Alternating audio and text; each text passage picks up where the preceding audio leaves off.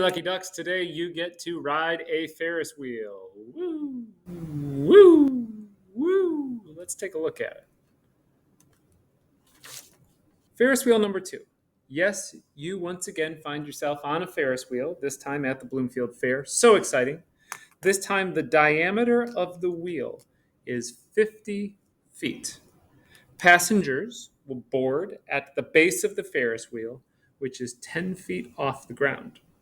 The Ferris wheel takes 80 seconds to make one complete cycle, and your height above the ground as you ride varies sinusoidally, meaning that it is a sine or a cosine function. The first thing that we want to do with this, letter A, is we want to draw a graph that shows on the y-axis our height as time goes by, and on the x-axis the time that has passed. So let's use the information that was in the problem to build this. First, it told us that one complete cycle to go all the way up and then all the way down again was 80 seconds. So we know our period is going to be 80 seconds. T is in seconds. We also know that the bottom is 10 feet off the ground and that the height of the Ferris wheel is 50 feet. So if this is the bottom, the top would be at 1, 2, 3, 4, 50 feet up from that, which puts it at 60. Okay, so our sinusoid, the graph of our height as time goes by, I should have probably labeled this as h of t, is going to fit inside this box. The maximum will be up here, the minimum will be down here at 10, and the period will be 80 seconds. This is in feet, by the way. All right, so here we go. If we want to draw the picture, it's a good idea for us to find where the midline would be. The distance between the minimum and the maximum is 50, and half of that is 25. So I'm going to go up 10, 20, 25 would put us right here. And that value is, let's see, 10, 20, 30, 35. So our midline is going to be at 35. We're told that we board at the bottom of the Ferris wheel. So we begin down here. That means that we also have to end down there. And because this is a sinusoid and it has symmetry, we know that in the middle of that period, we will have reached the top of the Ferris wheel. So halfway between this interval, we're at the midline. Halfway at this interval, we're at the midline. So our sinusoid is going to look something like this. There you go. All right. So we want to write a sinusoid equation that requires not 1, not 2, not even 3, but 4 pieces of information. And let's start with A. A is the amplitude, which is the distance from the midline to the maximum. So I can see on here that it is 25. If you would like an equation for finding A, you can always get it by taking the max, subtracting the minimum, and then cutting it in half. So our amplitude is going to be 25 feet. Next, I'm actually going to jump down here. Let's go after K.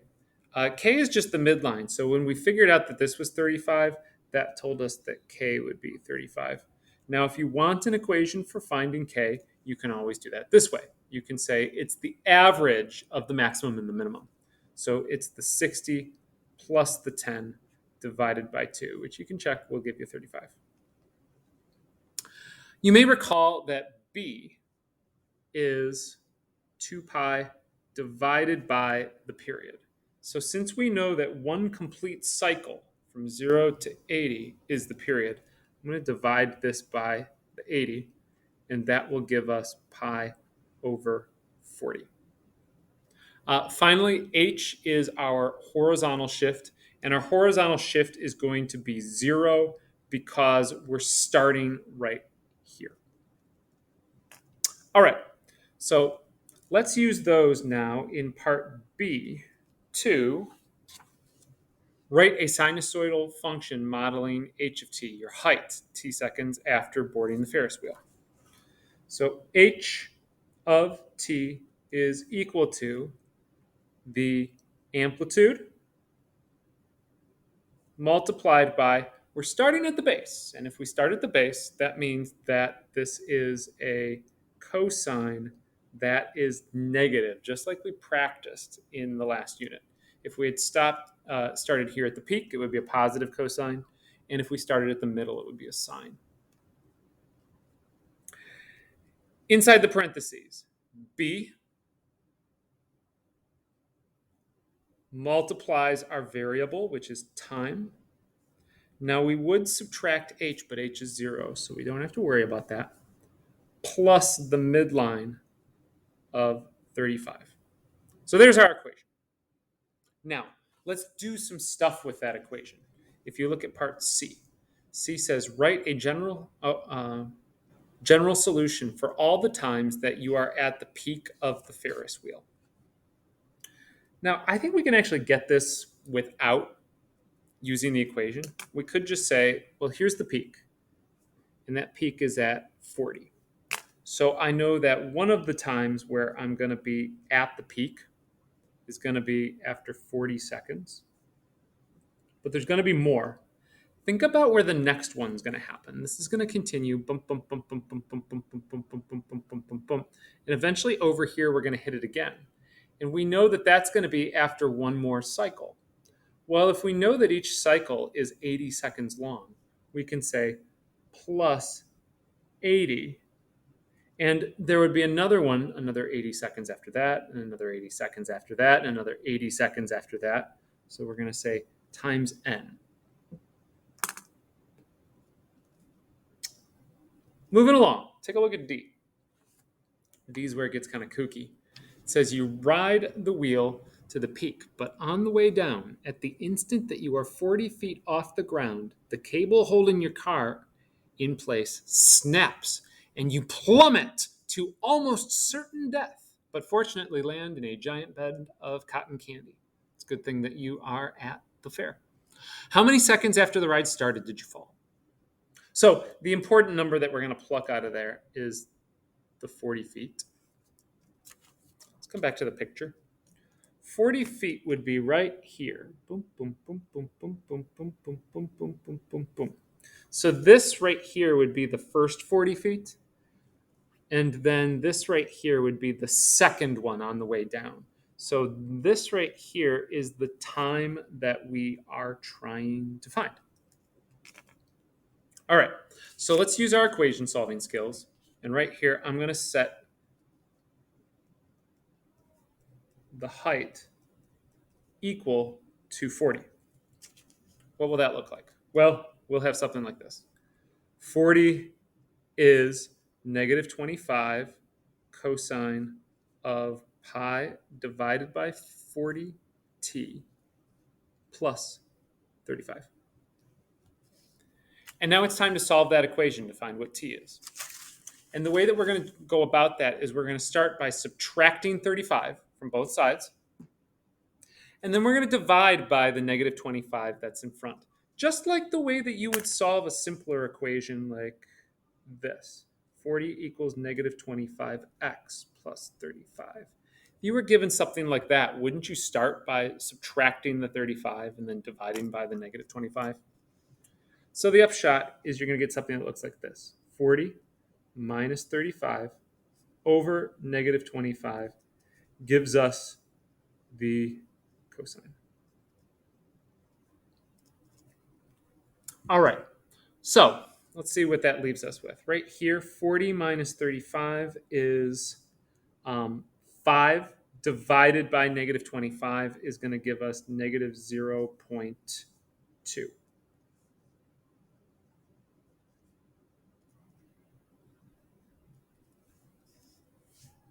All right. Now, we still want to get t by itself, and the next part of the problem is peeling away that cosine. So I'm going to take the inverse cosine of both sides. When we do that, let's grab the calculator. we're going to get inverse cosine of negative 0.2 is 1.77. Now, the thing about that 1.77 is this. Think about the unit circle. And if the cosine of our angle was negative 0.2, that would happen somewhere over here, right? That means that this distance right here is a negative 0.2. And so we're going to get boom, boom, boom, boom, boom, two spots there and there where our angle is what we want. Now, the one that was just given to us, the 1.77, is this one right here. We know that because it is bigger than 0, smaller than pi, which is 3.14. So that's this one. But keep in mind that as we're working around this way, the first time we hit the angle is on our way up, and the second angle that we hit is going to be on the way down. So this is the one that we actually want right here. And the way that we're going to find that is to say the angle is equal to 2 pi back up by 1.77. Now, why did I do that? Well, because this angle right here and this angle right here, those are the same size. So if I want this, it's all the way around back up by 1.77. So that's going to give us 2 pi minus, in my calculator, I like to just grab that number and pluck it in right here, 4.51. So this is equal to 4.51. That's the one we want, so it's the only one I'm going to write down.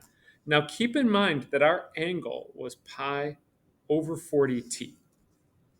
So pi over 40t, we solve the equation by multiplying both sides by the reciprocal. 40 over pi, 40 divided by pi. T ends up being what we get when we take this number right here and we multiply it by 40 and divide by pi. Oh, you know what I did? I goofed. Let's do that again. Insert 40. And so that means that our time is 57.4 seconds. That's how long we were on the ride before we fell. Hey, let's just check and make sure if that answer is reasonable. I'm going to go up here. Based on my picture, this is 40, this is 60. Yeah, that seems like it could be 57.4 seconds. And that's our solution. Let's continue by checking out the tide. You can see right here, we got low tide, high tide, low tide, high tide. As the tide changes in the ocean, you see the water level rise and fall. And it turns out that the way that it rises and it falls is sinusoidal. So let's look at this in number 3. By the way, I am not going to do number 2 for you. That one is yours. So if we look here, the water on the Bloomfieldic Ocean shore reached high tide at 2 a.m. this morning. At that time, the water depth measured at the edge of Bloomfield Pier was 12 feet. So that 12 feet right there, that's like the maximum.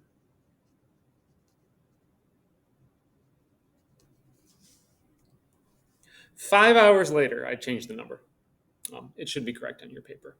At low tide, you measured the water depth in the same place to be only 2 feet. So this is like your minimum. Right? The depth of the water varies sinusoidally. So we're asked to draw a graph of the water depth as a function of time since 12 a.m. So I'm going to note that 12 a.m. is right here. And that would make 2 a.m. And I marked right here that 2 a.m. is where we're going to be at our peak of 12 feet of water depth. And that if we let 5 hours go by, that would take us to 7 a.m. And 7 a.m. is when it's going to be at low tide. So if we wanted to return to high tide, we would need another 5 hours to go by, which would take us to noon. So at noon,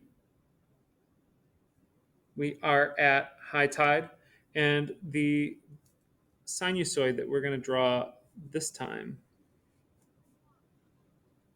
is going to look something like that. And the midline would be halfway between 2 and 12. 2 plus 12 is 14, divided by 2 is 7. So I'm going to put it right here at 7. And our sinusoid is going to look something like this. High tide, low tide, halfway in between those, middle tide, middle tide. So ba-boom and ba-boom. Hey, and because I think it's going to be helpful later on in the problem, I'm going to go ahead and add one more period on. So this right here is noon. If we add 1, 2, 3, 4, 5 hours, that would put us at 5 p.m. And then if we were to add 5 more hours, that would put us at 10 p.m. And that would comprise the next cycle.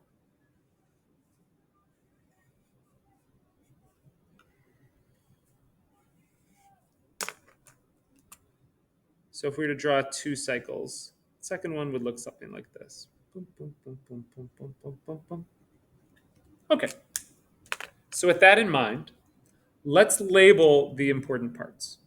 We need the A, the B, the H, and the K for this problem. All right, so I'm going to point out the first thing that's interesting about this one, different than the previous one, is that we're not starting at time 0. We're not starting at 12 a.m. Instead, we're starting at 2 a.m., and that means that your H is going to be 2 because the entire graph has been shifted over by 2 units.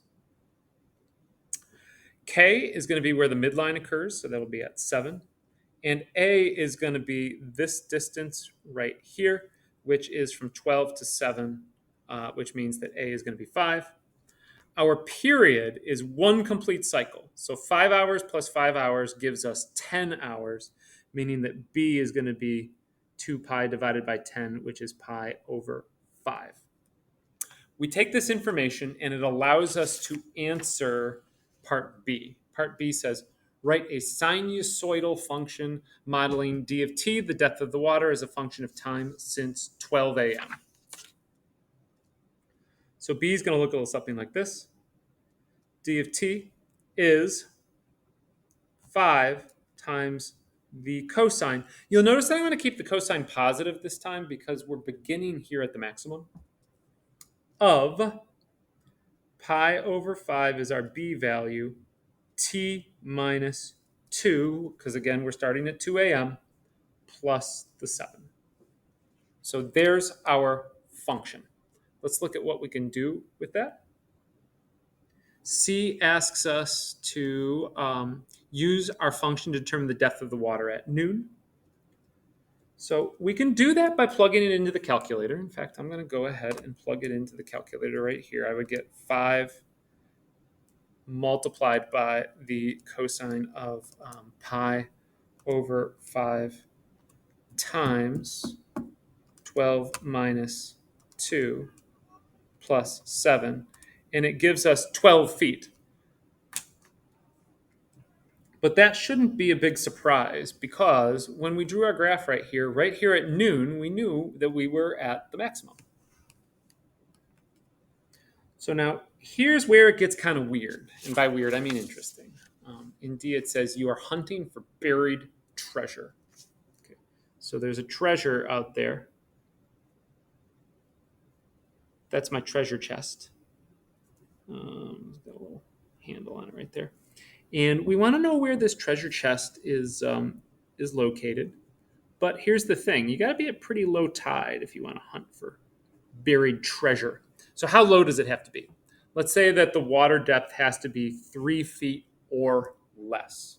So the question is asking us, give the time intervals during today at which the water level was below 3 feet. I'm looking at my picture, and I see that if this is 3, there's a time interval right here, a nice time window where we could hunt. And then there's another time kind of down the line here where we could hunt. So our job is to figure out when is this and when is this. And we do that by setting up an equation. So let's do, for part D, I am going to set the depth equal to 3 feet, because that's what we're trying to find. That would give us 3 is equivalent to 5 cosine of pi over 5 t minus 2 plus 7. And you do the same thing that we did on the last example. You subtract the 7, you divide by 5. If you do that, you'll get this.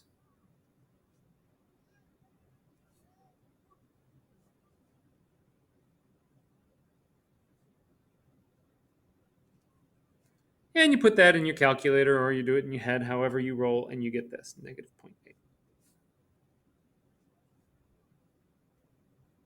Now this one gets really complicated if you try to find the general solution. So I think I'm going to do this one a little bit differently. I'm just going to take the inverse cosine of both sides of the equation.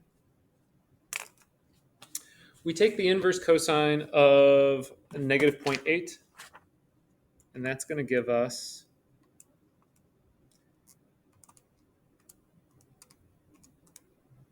2.5.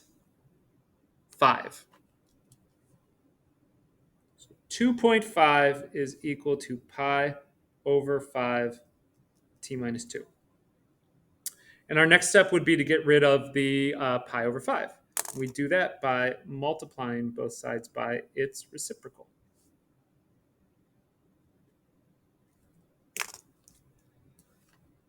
So 2.5 is multiplied by 5 divided by pi, and I'm getting 3.97.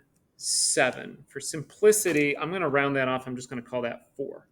So 4 is equal to t minus 2, which means that t is equal to 6, or 6 p.m. Now, if you look at the graph that we've got right here, that kind of squares or tracks with what we have. Doesn't that look like it's pretty close to 6? So this would be 6. And rather than going and solving for the other one, let's just say that because of the symmetry, this is going to have to be 1 hour past low tide. So if this is 1 hour before, this would be 1 past, so from 6 to 8. And if that's the case, then because of the symmetry, this must be 4 p.m. and 6 p.m. So our answer to part D is going to be from 6 a.m. to 8 a.m. Again, because of what we have right here. And then from 4 a.m. to 6 a.m. And we're done.